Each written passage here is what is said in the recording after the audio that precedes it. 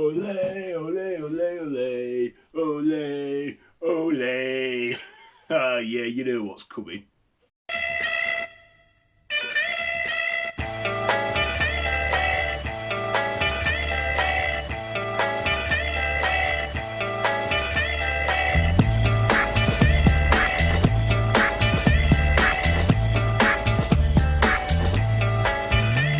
Say ho!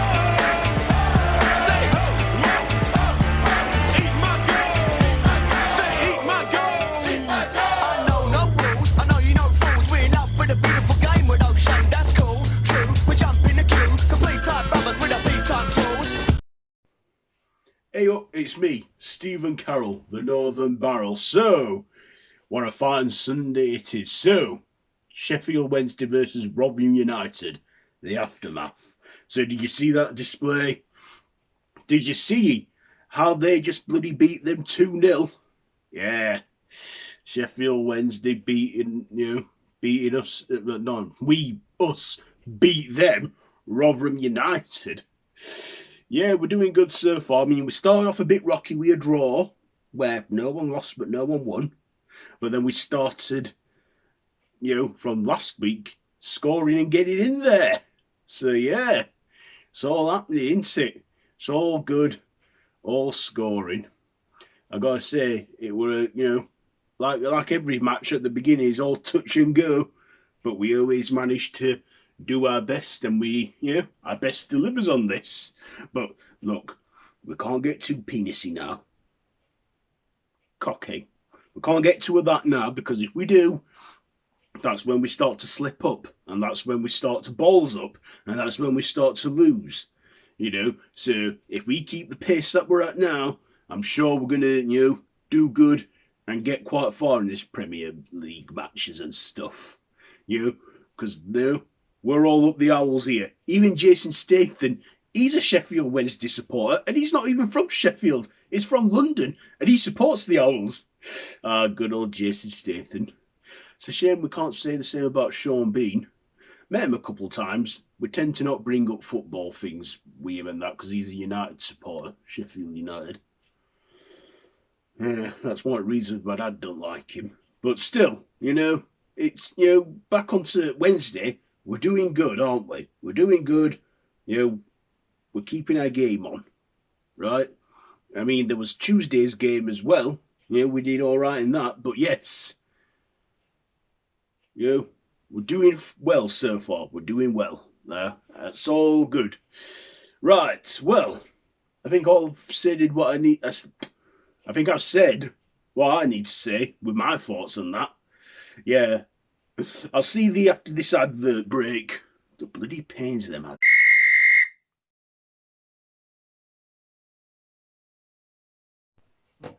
Have you ever walked into a room and felt like you've been there before? Yes. Have you ever read a magazine that you felt like you read before? Yes. Then you need Deja Vu magazine, the magazine you felt like you read before, but you haven't. Have you ever walked into a room and felt like you've been there before? Yes. Have you ever read a magazine that you felt like you read before? Yes. Then you need Deja Vu magazine, the magazine you felt like you read before, but you haven't.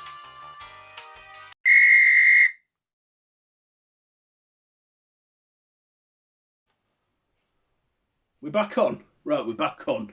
Right then, well, I've told you all my thoughts and stuff, so what were I doing when I was there? Well, after our victory, obviously, we're going to boozer as usual, have a couple celebratory drinks, chant and sing and dance and cheer and that with the mates, with Les and Lee, and as if, like we say, as if don't drink because he's a Muslim and we respect that, but he makes a good designated driver. Trouble were, he was working, so we didn't have a designated driver. Went on a bit of a pub crawl though, managed to get a taxi back, but it weren't as if. Yeah. But still, we got absolutely hammered. Anyway, that's what I told thee from a football supporter's point of view. Let's go to a hooligan's point of view with my dad, Big Stephen, with the hooligan life. People have asked me, what's it like being a football hooligan? I tell thee what it's like. It's a lifestyle that chooses you, not you choose it.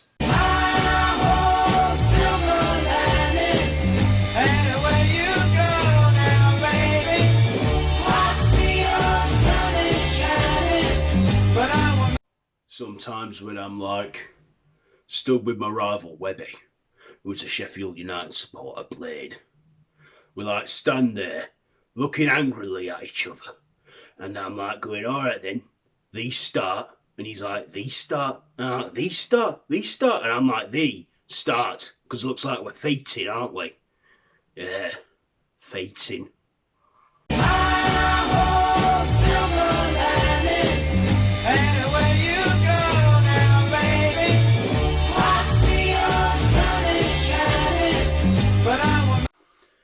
Yeah, that's my dad for you. Anyway, we've seen my dad and we talked about all the footy and that. Let's take a quick breather and a break from the footy and see what it's like further up the north in Scottyland with my Uncle Graham, the Scottish Jog, talking about golf or something. I don't know. Let's see what he's got to say this time.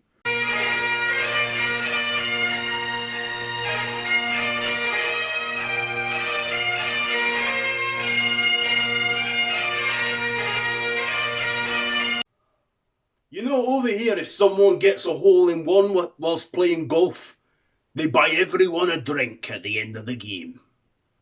In Japan, they buy expensive gifts for your friends if you get a hole-in-one. Can you imagine that? I'm glad I don't live in Japan, because imagine the money I'd have to spend on getting everyone an expensive gift if I get a hole-in-one. I'm just glad I live here in Scotland so I can buy everyone a drink. At least I can manage that.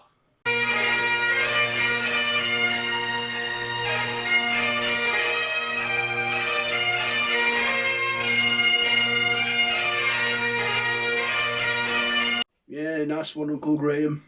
Well, I think that's all that I've got to say for this week's, episode coverage and that, on Sheffield Wednesday. So we're doing all right. We're not doing bad. It's quite good.